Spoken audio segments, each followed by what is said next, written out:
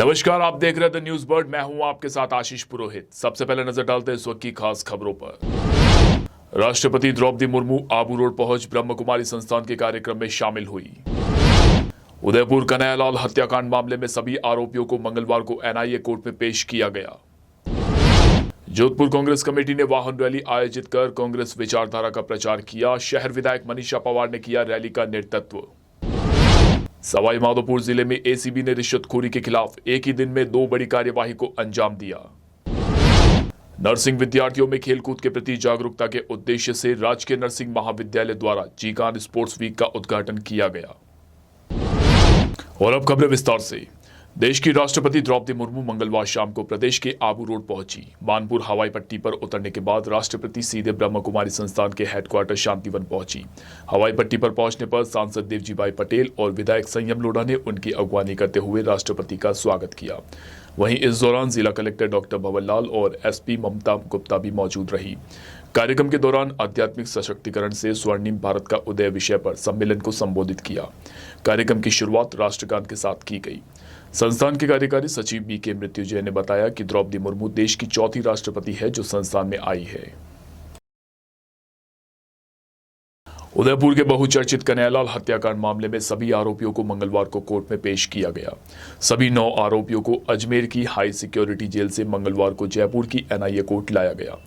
NIA court के जज रविंद्र कुमार ने सभी को वापस जेल भेजते हुए 10 जनवरी को पेश होने के आदेश दिए।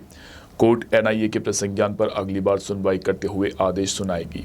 कोर्ट में रियाज अतारी, गौस मोहम्मद, मोहसिन फरहाद, शेख आसिफ, मोहसिन खान, वसीम अली, जावेद और मुस्लिम खान की पेशी हुई।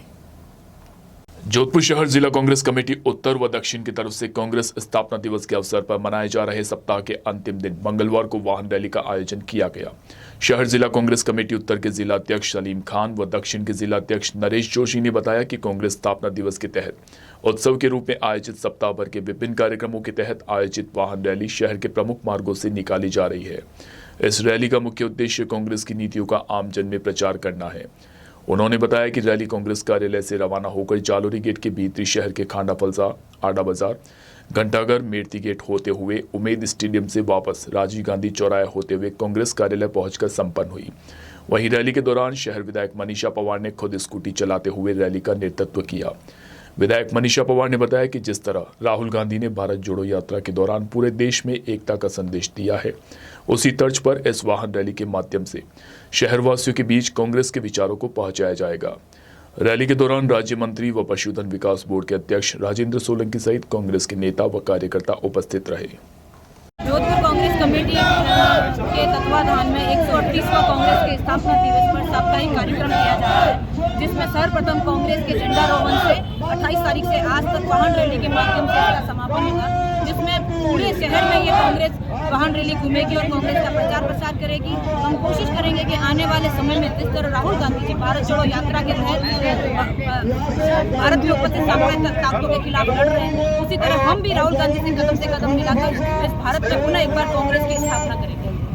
स्थापना दिवस के अवसर पर जोधपुर शहर जिला कांग्रेस कमेटी द्वारा जो सप्ताह मनाया गया था, आज उसके सप्ताह में 7वें दिन जोधपुर शहर में कांग्रेस की रैली निकाली जा रही है, जिसमें कांग्रेस के सभी वरिष्ठ जन, कांग्रेस के हमारे सभी नेता लोग और कांग्रेस के कार्यकर्ता सभी इसमें शामिल हो रहे हैं। इस रैली का एकमात्र उद्देश्य है कांग्रेस पार्टी का प्रचार प्रसार करना।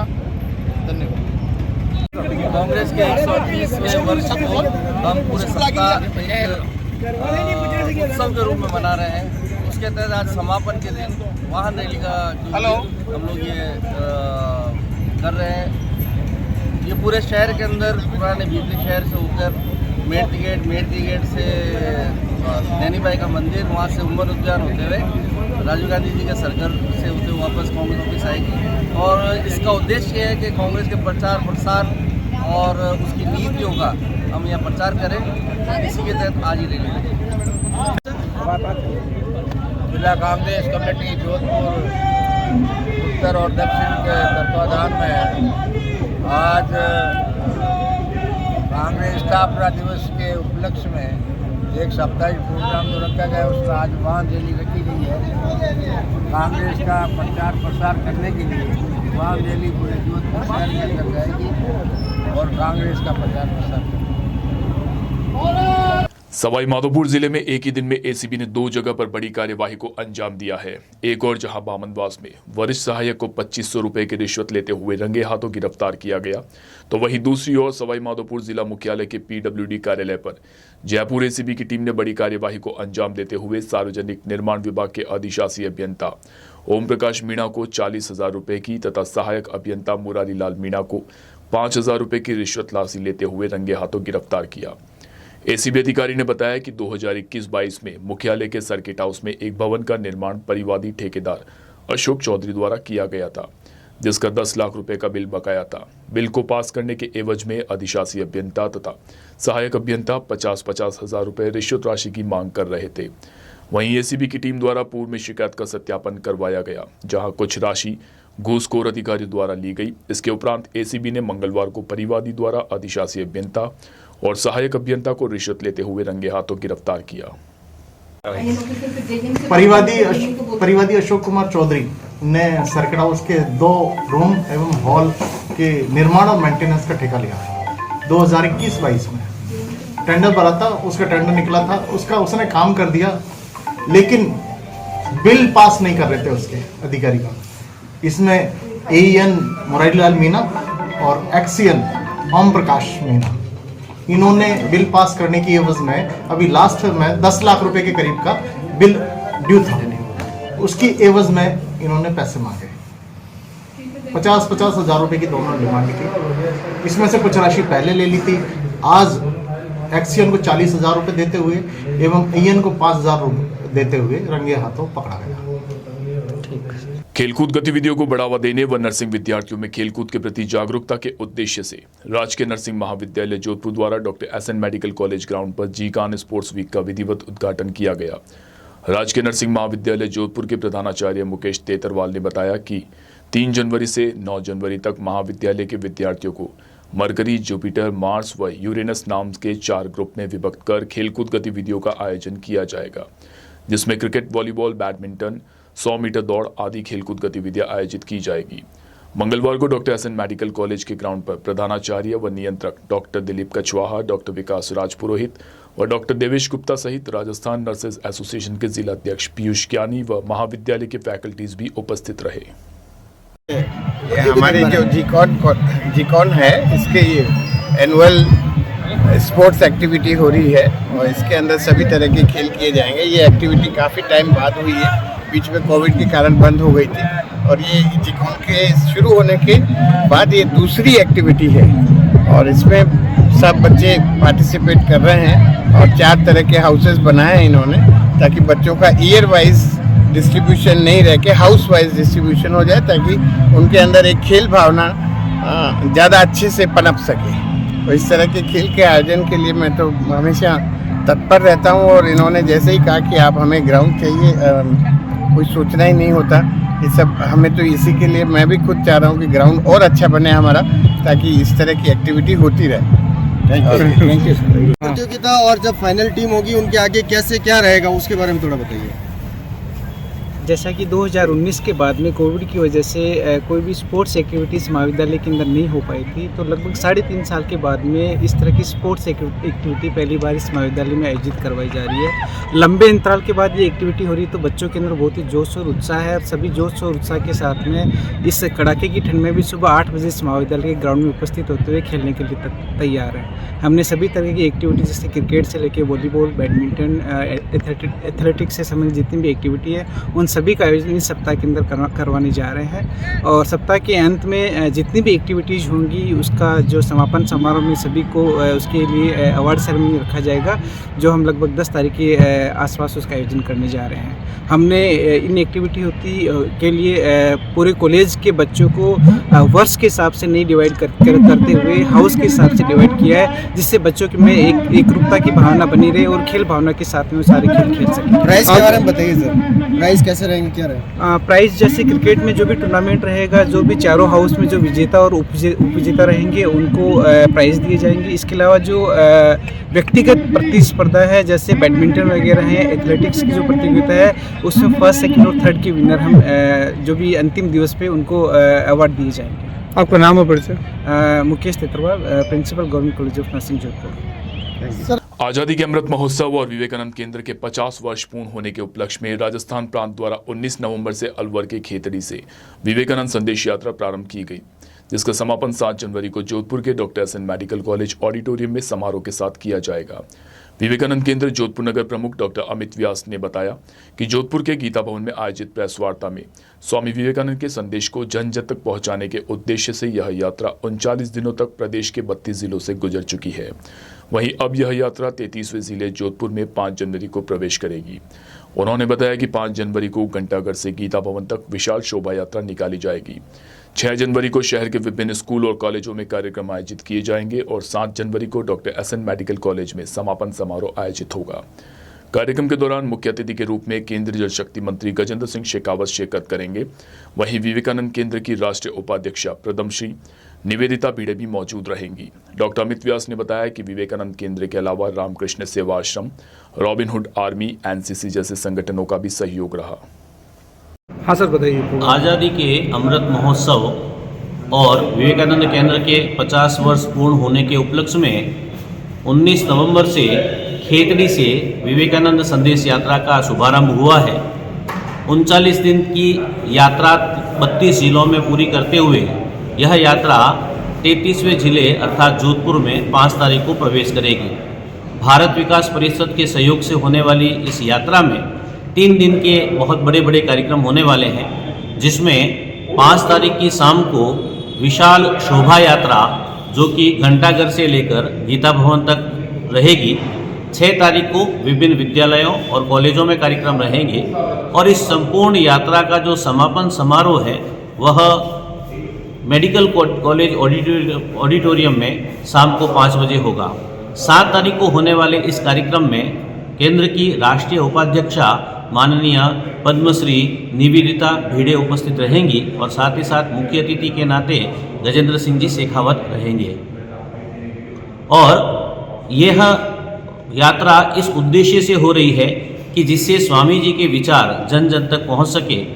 भारत विकास परिषद के अलावा इस यात्रा में रामकृष्ण सेवाश्रम, रॉबिनहुड आर्मी और एनसीसी जैसे संगठन सहयोग प्रदान कर रहे हैं। आपका नाम और परिचय? डॉक्टर अमित व्यास, जोधपुर नगर प्रमुख विवेकानंद केंद्र। प्रांतीय अध्यक्ष भारत विकास परिषद और सह संयोजक विवेकानंद संदेश यात्रा, हमारे लिए ये सौभाग्य का विषय है कि स्वामी विवेकानंद जी के संदेश को लेकर पूरे राजस्थान में संदेश यात्रा विवेकानंद केंद्र द्वारा निकाली गई। और यह भी सौभाग्य का विषय है कि विवेकानंद केंद्र ने भारत विकास परिषद से इस यात्रा में सहयोग मांगा और भारत विकास परिषद चूँकि स्वामी विवेकानंद के संदेशों से और उनके विचारों से प्रेरित है, इसलिए उन्होंने सहर्ष इस प्रस्ताव को स्वीकार करते हुए पूरे राजस्थान में विवेकानंद केंद्र के साथ मिलकर हम इस यात्रा को आयोजित कर रहे हैं। और यह भी सौभाग्य जोधपुर के लिए सौभाग्य का विषय है कि इसका 3 दिवसीय समापन समारोह जोधपुर में आयोजित होने जा रहा है। और मुझे विश्वास है कि जोधपुर के सभी गणमान्य नागरिक और भारत की भावी पीढ़ी के रूप में यहाँ के कॉलेज और स्कूलों के विद्यार्थी स्वामी जी के संदेश से, उनके विचारों से प्रेरित होकर भारत को पुनः विकसित और विश्व गुरु बनाने के लिए जो विचार स्वामी जी ने व्यक्त किए थे उन पर आचरण करते हुए भारत को पुनः श्रेष्ठ राष्ट्र बनाने में सहयोगी साबित होगी ये यात्रा। पूर्व केंद्रीय मंत्री स्वर्गीय जसवंत सिंह जसोल के जन्म दिवस के अवसर पर जैसलमेर जिले के स्थानीय कार्यकर्ताओं द्वारा गौशाला में हरा चारा और गुड़ बांटा गया। इस अवसर पर भंवर सिंह साधना ने कहा कि जैसलमेर धरा का जसवंत सिंह ने बहुत ही गौरव बढ़ाया है। उन्होंने बताया कि भारत की राजनीति में जसोल का महत्वपूर्ण योगदान रहा। इस अवसर पर सभी ने स्वर्गीय जसोल को पुष्पांजलि अर्पित करते हुए उन्हें श्रद्धांजलि दी। आज जसवंत सिंह जसोल की जयंती है, क्या कुछ कहना चाहते हैं? एक युग के प्रेरणा स्वर्गीय दाता जसवंत सिंह जसोल, उनकी आज जन्म तिथि है। हमारे लिए गर्व का विषय है कि हम उस क्षेत्र में जन्मे हैं, उस क्षेत्र में बड़े हुए हैं, उस क्षेत्र में हमने वो राजनीति देखी है, उस शख्सियत की जो हमारे लिए प्रेरणा स्रोत है। उसी उपलक्ष्य पर आज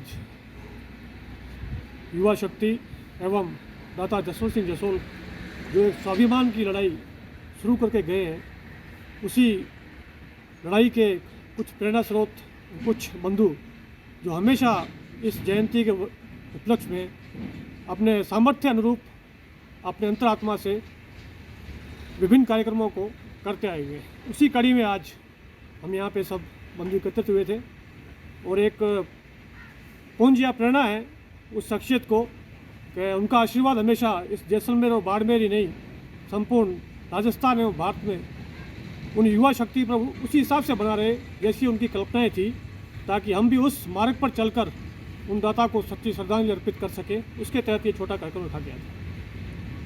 और आपके माध्यम से हम ये भी कहना चाहेंगे कि दाता ने जो इस जोधपुर को, राजस्थान के अंदर जो जोधपुर को जो ये एम्स दी है, उसका नाम अगर दाता के नाम से कर दिया जाए, जो एक केंद्रीय सरकार जो उनके खुद के नींव के ऊपर खड़ी हुई है, माननीय मोदी जी से हमारे आपके द्वारा एक अर्ज कह सकते हो मारवाड़ी में, या विनती कह सकते हो कि एम्स का नाम दाता जसवंत सिंह जी के नाम पर कहकर उनको एक सच्ची श्रद्धांजलि अर्पित की जाए। इसी के तहत जय हिंद, धन्यवाद। जसोल की जयंती पर जैसलमेर में क्या क्या कार्यक्रम आयोजित किए गए? हमारे गौरव दाता स्वर्गीय श्री जसवंत सिंह जसोल की आज जन्म तिथि थी। उसके उपलक्ष्य में गौशाला में चारा और गुड़ गायों को खिलाकर दाता को श्रद्धा सुमन अर्पित किए। दाता का हमारे पूरे मारवाड़ी नहीं बल्कि पूरे भारतवर्ष सभी पर आशीर्वाद बना रहे और उनके चले हुए कदमों पर हम चलने की कोशिश करेंगे। और उन्होंने कई ऐसे बड़े बड़े ओहदों को सुशोभित किया है, तो हम उनके माध्यम से उनकी प्रेरणा लेते हुए उनके पद चिन्हों पर चलने की कोशिश करेंगे। और आज छोटा सा कार्यक्रम रखा और उन्हें हम श्रद्धा सुमन अर्पित करते हैं। जैसलमेर जिला मुख्यालय से 3 किलोमीटर की दूरी पर बाड़मेर रोड पर बाईपास के नजदीक सड़क हादसा हो गया। ऐसा बताया जा रहा है कि उज्जैन के सैलानियों की गाड़ी ने एक स्कूटी को टक्कर मार दी। उसके बाद सैलानियों की गाड़ी भी अनियंत्रित होकर पेड़ से टकरा गई और दुर्घटनाग्रस्त हो गई। सड़क हादसे में 6 सैलानियों और स्कूटी सवार सहित 7 लोग घायल हुए हैं। सूचना मिलने पर कोतवाली पुलिस मौके पर पहुंची और घायलों को सरकारी जवाहर चिकित्सालय ले जाया गया। उज्जैन से आए सैलानी नववर्ष का जश्न मनाकर वापस लौट रहे थे, तभी यह हादसा हुआ। भगवान परशुराम कुंड आमंत्रण यात्रा के अमृत भारत रथ का आज सीकर पहुंचने पर भव्य स्वागत किया गया। सीकर में पहुंचने पर शाही लवाजमे के साथ शोभा यात्रा निकाली गई। इस दौरान बड़ी संख्या में महिलाओं और पुरुषों ने भाग लिया। भगवान परशुराम की इस यात्रा में सभी जाति धर्म के लोगों ने महाआरती में भाग लेकर आशीर्वाद लिया। अवधेशाचार्य लोहारगल पीठाधीश्वर ने बताया कि यह यात्रा पूरे देश भर में निकलेगी। इस यात्रा का मुख्य उद्देश्य एकता और अखंडता है। लक्ष्मणगढ़ रवाना हो गया। जी महाराज बताए क्या आयोजन किया गया? आज परशुराम कुंड से परशुराम यात्रा सीकर में पहुंची है। परशुराम जी का भव्य स्वागत किया गया कई जगहों पर और सीकर में प्रवेश के बाद में सीकर परशुराम जो पार्क है वहां पर भव्य आयोजन किया गया, भव्य आरती की गई सभी समाजों के द्वारा। सीकर एक अलौकिक जगह है। परशुराम जी का जो आज चित्र यहाँ पूरे भारतवर्ष में भ्रमण कर रहा है। परशुराम जी के द्वारा पूरे भारत में जो है एक अलौकिक छवि जगाई गई। एक छठे कला अवतार के रूप में परशुराम कुंड से ये यात्रा यहाँ आई है और परशुराम कुंड से ये यात्रा पूरे भारत में इसमें भ्रमण करके एकता की मिसाल कायम कर रही है और सभी जाति धर्म के व्यक्तियों ने इसकी भव्य स्वागत किया इस यात्रा का।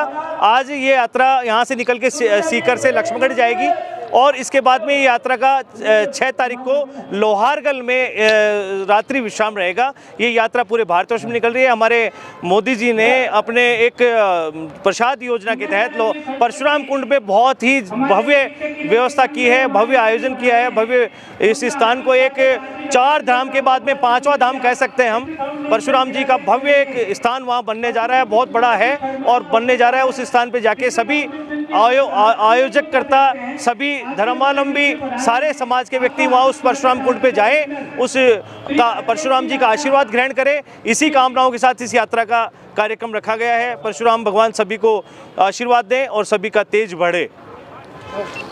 रेल अवपतन के बाद सोमवार अलसुबह अवरुद्ध हुए पाली मारवाड़ जंक्शन रेल मार्ग पर रेल यातायात बहाल हो गया। 20 घंटे चले रेस्क्यू ऑपरेशन के बाद मध्यरात्रि 2 बजे पहली यात्री रेल इस मार्ग से सफलतापूर्वक निकाली गई। डीआरएम गीतिका पांडे ने बताया कि सोमवार अलसुबह पाली मारवाड़ जंक्शन रेल मार्ग सूर्यनगरी एक्सप्रेस के रेल अवपतित हो जाने के कारण अवरुद्ध हो गया था। डिब्बों के पलटने से दुर्घटना स्थल पर डिब्बों के पड़े होने व पटरियों के क्षतिग्रस्त होने के कारण रेल मार्ग ट्रेन संचालन योग्य नहीं था। उन्होंने बताया कि सूर्यनगरी एक्सप्रेस के यात्रियों के बचाव और राहत कार्य पूरा होने के तुरंत बाद रेल प्रशासन ने अवरुद्ध ट्रैक को दुरुस्त कर ट्रेनों का संचालन बहाल करने के महत्वपूर्ण कार्य को चुनौती से हाथ में लिया। और जोधपुर और अजमेर मंडल के श्रमिकों ने 20 घंटे चले रेस्क्यू ऑपरेशन द्वारा पटरी से उतरे डिब्बों को हटाकर क्षतिग्रस्त पटरियों को तेज गति से काम करते हुए दुरुस्त किया। उन्होंने बताया कि खुद रेल मंत्री अश्विनी वैष्णव ने घटनास्थल पर निरीक्षण के दौरान द्रुत गति से चलाए गए बचाव और राहत कार्य के लिए रेलवे अधिकारियों की प्रशंसा की और कहा कि बहुत ही कम समय में रेलवे ने इस मार्ग को ट्रेनों के संचालन योग्य बना दिया। और आइए एक बार फिर से नजर डालते हैं इस वक्त की खास खबरों पर। राष्ट्रपति द्रौपदी मुर्मू आबू रोड पहुंच ब्रह्म कुमारी संस्थान के कार्यक्रम में शामिल हुई। उदयपुर कन्हैयालाल हत्याकांड मामले में सभी आरोपियों को मंगलवार को एनआईए कोर्ट में पेश किया गया। जोधपुर कांग्रेस कमेटी ने वाहन रैली आयोजित कर कांग्रेस विचारधारा का प्रचार किया। शहर विधायक मनीषा पवार ने किया रैली का नेतृत्व। सवाई माधोपुर जिले में एसीबी ने रिश्वतखोरी के खिलाफ एक ही दिन में 2 बड़ी कार्यवाही को अंजाम दिया। नर्सिंग विद्यार्थियों में खेलकूद के प्रति जागरूकता के उद्देश्य से राजकीय नर्सिंग महाविद्यालय द्वारा जीकान स्पोर्ट्स वीक का उद्घाटन किया गया। अभी के लिए फिलहाल इस बुलेटिन में इतना ही। राज्य की और खबरों को जानने के लिए आप बने रहिए द न्यूज बर्ड के साथ।